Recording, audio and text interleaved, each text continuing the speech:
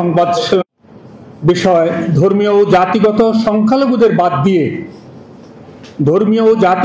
সংখ্যালঘুদের বাদ দিয়ে রাষ্ট্রের সকল প্রকার বৈষম্য দূরীকরণের সংবিধান সংস্কার কার্যক্রম প্রায় শেষ।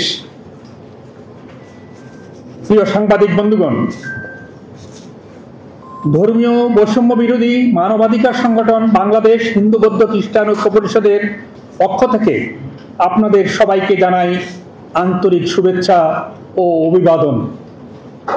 কৃতজ্ঞতা জানাই আজকের এই সংবাদ সম্মেলনে আপনাদের সহৃদয় উপস্থিতির জন্য।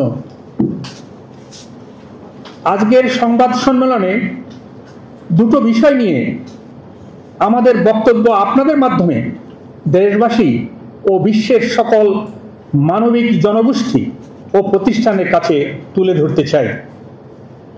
বিষয়সমূহ হল বৈষম্যের বিরুদ্ধে সংস্কার কমিশন প্রসঙ্গ, 2 ধর্মীয় ও জাতিগত সংখ্যালঘু জনগোষ্ঠীর উপর চলমান সাম্প্রদায়িক সহিংসতা। বৈষম্যের বিরুদ্ধে সংস্কার কমিশন প্রসঙ্গ। প্রিয় সাংবাদিক বন্ধুগণ, বৈষম্য বিরোধী ছাত্র জনতার গণ অভ্যুত্থানের মাধ্যমে 2024 সালের 8 আগস্ট গঠিত অন্তর্বর্তীকালীন সরকার বৈষম্য মুক্ত বাংলাদেশ বিনির্মাণের লক্ষ্যে অনেকগুলো সংস্কার কমিশন গঠন করেছেন এবং তাদের কার্যক্রম চলমান রয়েছে। বেশ কিছু সংস্কার কমিশনের পক্ষ থেকে পূর্ণাঙ্গ রিপোর্ট পেশ করা হয়েছে। ধর্মীয় ও জাতিগত সংখ্যালঘু জনগোষ্ঠী আশা করেছিল যে ধর্মীয় ও জাতিগত সংখ্যালঘুর উপর চলমান বৈষম্য নিপীড়ন সমূহ চিহ্নিত করে তা অবসানের লক্ষ্যে যথাযথ পদক্ষেপের সুপারিশ করার জন্য আলাদাভাবে একটি সংখ্যালঘু কমিশন গঠন করা হবে। কিন্তু আমরা প্রথমেই লক্ষ্য করলাম ধর্মীয় ও জাতিগত সংখ্যালঘুর জন্য কোনো আলাদা কমিশন গঠন করা হয়নি।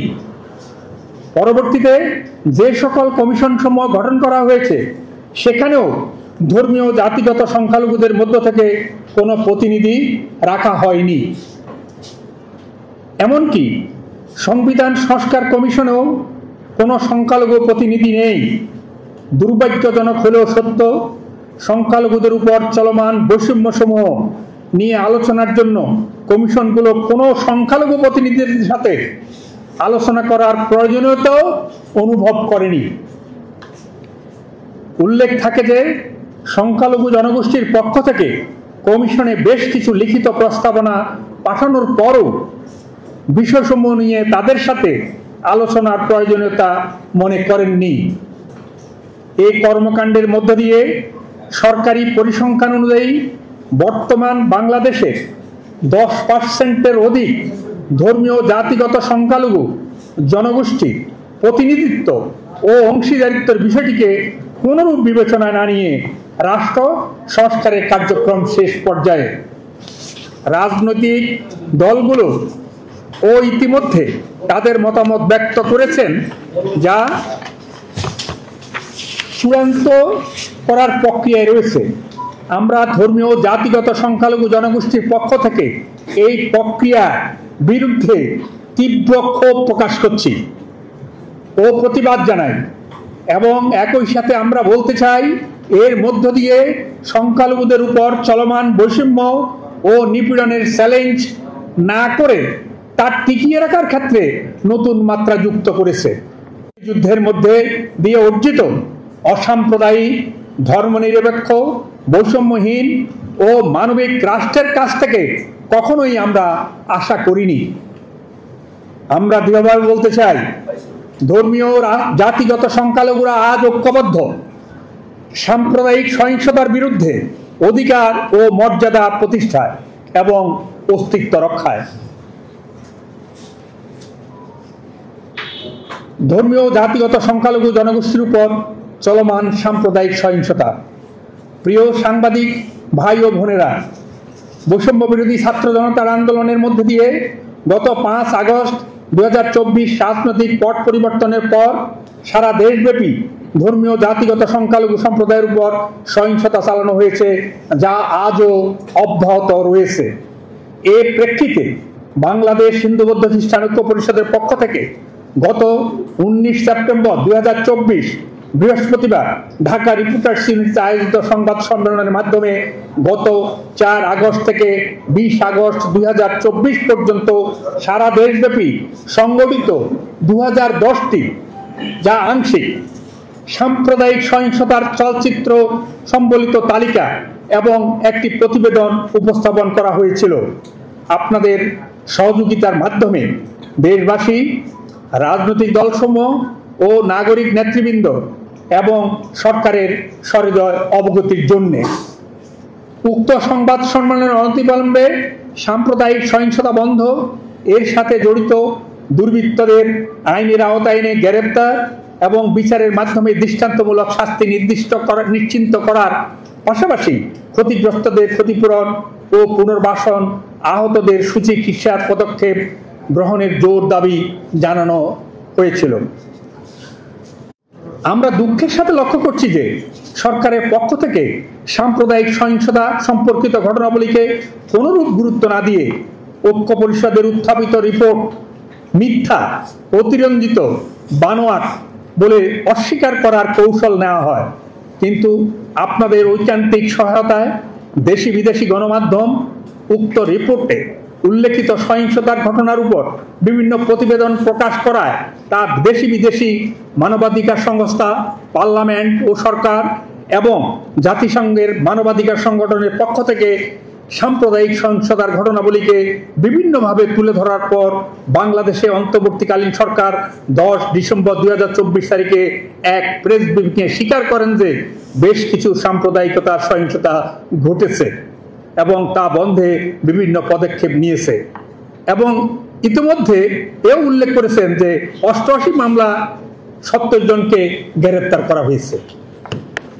আমরা বারবার বলে এসেছি, চলমান সহিংসতাকে যেভাবেই ব্যাখ্যা দেয়া করুক না কেন, ঐক্য পরিষদ মনে করে গত 4 আগস্ট থেকে ধর্মীয় জাতিগত সংখ্যালঘু জনগোষ্ঠীকে টার্গেট করে তাদের বাড়িঘর, উপাসনালয়, ব্যবসা প্রতিষ্ঠান পরিচালিত সকল উপর হামলা, ভাঙচুর, লুটপাট, অগ্নিসংযোগ, নারী ধর্ষণ, হত্যা, জোরপূর্বক নীরব চাঁদাবাজি সহ যাবতীয় অপরাধের শিকার সংখ্যালঘু সম্প্রদায়ের নারী, পুরুষ, কিশোর, কিশোরী।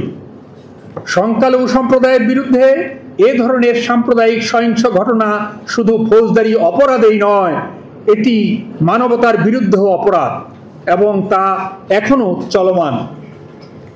বিচারহীনতার সংস্কৃতি থেকে বেরিয়ে দোষীদের শনাক্ত করে আইনের আওতায় নিয়ে এসে যথাযথ বিচার প্রক্রিয়া সম্পন্ন করার উদ্যোগ একেবারেই লক্ষণীয় নয়। এই পরিস্থিতি একদিকে সন্ত্রাসীদের এ ধরনের ঘৃণ্য কাজ করতে উৎসাহিত করছে, অপরদিকে নির্যাতনের শিকার ব্যক্তিদের মানবাধিকার পাওয়া এবং আইনের শাসন প্রতিষ্ঠায় বিরাট অন্তরায় হয়ে দাঁড়িয়েছে। আমরা যদি 4 আগস্ট থেকে 20 আগস্ট 2024 এই 17 দিনের পর্যন্ত সংগঠিত ঘটনাবলীর সাথে পরবর্তীতে সংগঠিত 21শে আগস্ট থেকে 30শে জুন পর্যন্ত ধর্মীয় জাতিগত সংখ্যালঘুদের উপর সংগঠিত সহিংসতা বিশ্লেষণ করি, তাহলে উপরোক্ত বিষয়টি পরিষ্কার হয়ে যায়। আমরা চলমান সাম্প্রদায়িক সহিংসতার আংশিক চিত্র আপনাদের সামনে উপস্থাপন করছি, যার তথ্য উপাত্ত বিভিন্ন দৈনিক পত্রিকা, সামাজিক যোগাযোগ মাধ্যম এবং আমাদের প্রতিনিধির কাছ থেকে সংগৃহীত হয়েছে। গত 21শে আগস্ট 2024 থেকে 31শে আগস্ট 2024 পর্যন্ত এই 132 দিনে দেশের বিভিন্ন অঞ্চলে, বিশেষ করে গ্রামীণ পর্যায়ে মোট 174টি সাম্প্রদায়িক সহিংসতার ঘটনা ঘটেছে, যার মধ্যে এমনও সহিংসতা ঘটনা রয়েছে যেখানে একটি ঘটনায় একাধিক পরিবার আক্রান্ত ও ক্ষতিগ্রস্ত হয়েছে। এখানে একটি চিত্র রয়েছে, এটি 174টি ঘটনা, যেটি ডিসেম্বর পর্যন্ত। এখানে হত্যা 23টি, নারী নির্যাতন, ধর্ষণ 9টি, উপাসনায় হামলা 64টি, কথিত ধর্ম অবমাননার অভিযোগে গ্রেপ্তার ও নির্যাতন 15টি, বাড়িঘর ব্যবসা প্রতিষ্ঠানে হামলা, ভাঙচুর, লুটপাট, অগ্নিসংযোগ 38টি, জোরপূর্বক বাড়িঘর, জমি, ব্যবসা প্রতিষ্ঠান দখল 25টি। অত্যন্ত দুঃখের সাথে উপস্থাপন করছি যে এই যে বর্তমান বৎসরে জানুয়ারি 2025 থেকে 30 জুন, এই গত 30 জুন 25 পর্যন্ত এই 6 মাসে পত্র পত্রিকা ও যোগাযোগের মাধ্যমে প্রকাশিত সাম্প্রদায়িক সহিংসতার ঘটনা 258টি। 174টির পরে আবার এই 6 মাসে 258টি ঘটনা ঘটছে। এর ভিতরে হত্যা 27টি, নারী নির্যাতন, ধর্ষণ 20টি, উপাসনায় হামলা, ভাঙচুর, লুটপাট, অগ্নিসংযোগ 59টি, কথিত ধর্ম অবমাননার অভিযোগে গ্রেপ্তার, নির্যাতন 21টি, বাড়িঘর, ব্যবসা প্রতিষ্ঠানে হামলা, ভাঙচুর, লুটপাট, 1987টি, জোরপূর্বক বাড়িঘর, জমি ও ব্যবসা প্রতিষ্ঠান দখল 12টি, শারীরিক নির্যাতন ও জোরপূর্বক পদত্যাগ, চাকরি থেকে পদত্যাগ 4টি, আদিবাসীদের উপর হামলা ও নির্যাতন 12টি, ধর্মীয় আচার অনুষ্ঠানে বাধা, অপহরণ ও বিবিধ 16টি, এই মোট 258টি। গত বছর 2024 সালে সরকারের পট পরিবর্তনের পরিপ্রেক্ষিতে এদেশের ধর্মীয় ও জাতিগত সংখ্যালঘু ও আদিবাসী সম্প্রদায়ের উপর নতুন করে সাম্প্রদায়িক সহিংসতার বর্বরতা নেমে আসে। এ ধরনের বর্বরতা অদ্যাবধি চলমান রয়েছে। গত 4 আগস্ট 2024 থেকে 31 ডিসেম্বর 2024 পর্যন্ত 149 দিনে মোট সংঘটিত সহিংসতার ঘটনা 2184টি ছিল, যেটি 2010 এবং 174। তৎপরবর্তীতে বর্তমান বছরের জানুয়ারি মাস থেকে 30 জুন 2025 পর্যন্ত 181 দিনে মোট সাম্প্রদায়িক সহিংসতার ঘটনা 258টি। অর্থাৎ 4 আগস্ট 2024 থেকে এই 30 জুন 2025 পর্যন্ত 330 দিনে মোট 2442টি সহিংসতার ঘটনা ঘটেছে। এই তথ্য উপাত্ত বিশ্লেষণ করলে দেখা যায় গত 21 আগস্ট 2024 থেকে 30 জুন 2025 পর্যন্ত 50 জন সংখ্যালঘু হত্যার শিকার হয়েছে এবং 29 জন নারী, বিশেষ করে কিশোরীরা ধর্ষণ ও গণধর্ষণের শিকার হয়েছেন। যেসব নারী ধর্ষণ ও গণধর্ষণের শিকার হয়েছেন তাদের পরিবারের প্রায় সকলেই আজ ভিটেমাটি ছাড়া, যা ধর্মীয় জাতিগত সংখ্যালঘুদের মধ্যে ভীষণ ভীতির সঞ্চার করেছে এবং অনেক শিক্ষার্থী শিক্ষা প্রতিষ্ঠানে যাওয়া বন্ধ করে দিতে বাধ্য হয়েছে। উদাহরণ হিসাবে উল্লেখ করতে চাই, যশোরের অভয়নগর উপজেলায় ডহর মসিহাটি গ্রামে 20টি সংখ্যালঘু পরিবারের সর্বস্ব লুটপাটের পর বাড়িঘর বশীভূত করে দেওয়া, যা অতি সম্প্রতি আপনারা যেটা পত্রপত্রিকার মাধ্যমে জেনেছেন। কুমিল্লার মুরাদনগরে সংখ্যালঘু মহিলাকে ধর্ষণ করে তার ভিডিও চিত্র সামাজিক মাধ্যমে ছেড়ে দেওয়া। ঢাকার খিলক্ষেতে বিনা নোটিশে সরকারি বুলডোজার দিয়ে বিভিন্ন দেবদেবীর প্রতিমা সহ মন্দির গুড়িয়ে দেওয়া। লালমনিরহাটে সেলুন ব্যবসায়ী বাবা পরেশচন্দ্র শীল ও ছেলে বিষ্ণুচন্দ্র শীলকে কথিত ধর্ম অবমাননার মিথ্যা অভিযোগ এনে গণপিটুনি ও পুলিশের নিকট সোপর্দ। চট্টগ্রাম বিশ্ববিদ্যালয়ের সংস্কৃতি বিভাগের শিক্ষক ডক্টর কুশল বরণ চক্রবর্তীকে উপাচার্য সহ অন্যান্য শিক্ষকদের সম্মুখে মব সৃষ্টির মাধ্যমে হেনস্থা করে পদোন্নতি রুখে দেওয়া। সম্মিলিত সনাতনী জাগরণ জোটের মুখপাত্র চিন্ময় কৃষ্ণ ব্রহ্মচারী জামিন বাতিল করে কথিত মামলায় পুনরায় তাকে কারাগারে প্রেরণ করা, যা চলমান সাম্প্রদায়িকতার জ্বলন্ত উদাহরণ। সাম্প্রদায়িক সহিংসতা নারী পুরুষ কিশোর কিশোরী নির্বিশেষে। Immigration to Canada. We provide the best quality service and solution for Canada immigration.